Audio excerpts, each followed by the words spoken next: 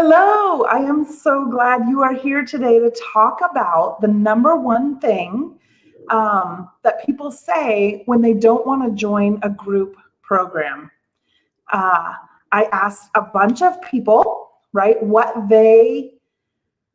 kept them from joining any kind of group coaching program. And the number one answer by far was that they were worried about the dynamics of the group.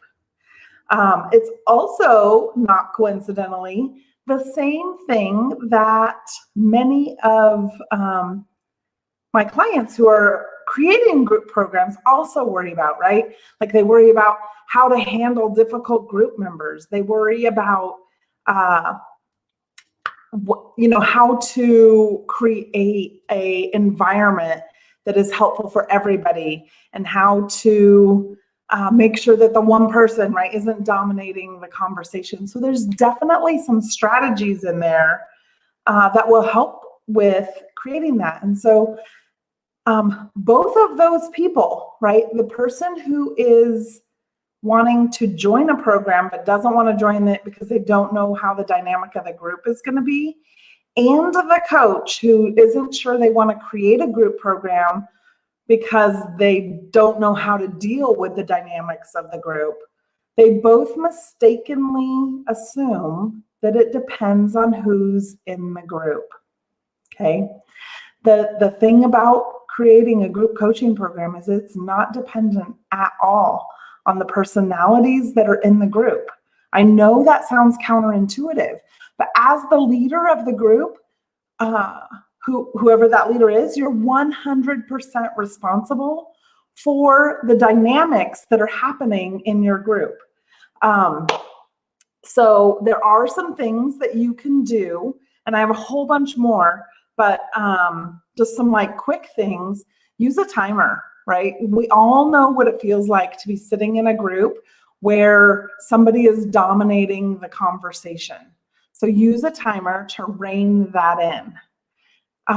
Number two, be really clear with your group members on your expectations for them. So I've seen some groups where, in fact, I do this with my group. We have what we call a wisdom circle sometimes.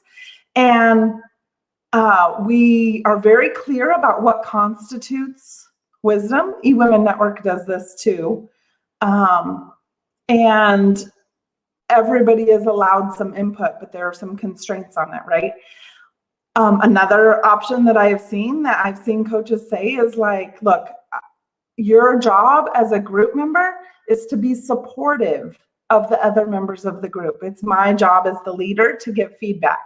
So that's an okay option as well. You just have to make those boundaries super clear for what people want.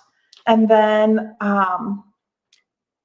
how you respond to people who go outside of whatever boundaries you have created will let the other group members know what they can expect, right? So as the group leader, you're 100% responsible for the dynamics in your group.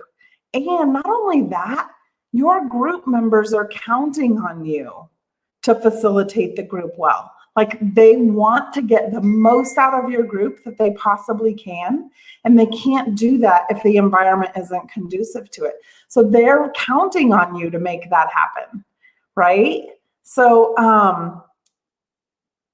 a lot of times in the terms of like we as group leaders might feel like we're trying to be nice, right? Like we don't want to hurt anybody's feelings. We want to keep things nice. But the truth is, in trying to be nice and not setting those clear boundaries, you're not being nice to the rest of your group members. So make sure that you're being nice to everybody. And honestly, even the ones that want to dominate and take over, like they still want the boundaries, kind of like your kids do, right? Like they do, they really still want the boundaries. So make sure you set those and have them in place. The second piece to that is you can fire a group member. I know it's harsh. I know it is. But if you've talked to them, if they are purposefully like trying to derail the group or take it in a direction where you're not going, right? It's not helpful. It's not helpful for anybody. So you can 100% feel free to fire a group member, okay? And I have never had to, because I'm pretty clear about those boundaries coming up front. And I, you know, the people I have in my groups are like super great people and super nice. So I like that.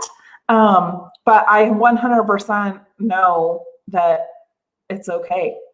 It's okay. Not only is it my group, but I'm responsible to the other members of the group. Okay. So you guys, I just wanted to jump on here really quickly, do that, like talk about that, because I know it keeps a lot of people from creating a group program that'll really, really help their members, like, or joining one that'll really help you. What people don't realize is, even compared to one-on-one coaching, that group creates momentum that you can't get in any other way. Like, it just can't happen. You can't get it any other way. So if you want to learn more about that, just let me know. I'm happy to answer any questions. Hi, Tisha. I'm so glad you're here. So I have to look over here to see comments, so I apologize if I'm not like looking right at the camera. So I hope you guys have an amazing Wednesday. The weeks, I cannot believe, by the way, that May 1st is Saturday. Like, it's blowing my mind right now. And so here we go, right? Like, ready to jump into summer very soon, especially here in the desert Southwest. So I will see you guys all later. Bye.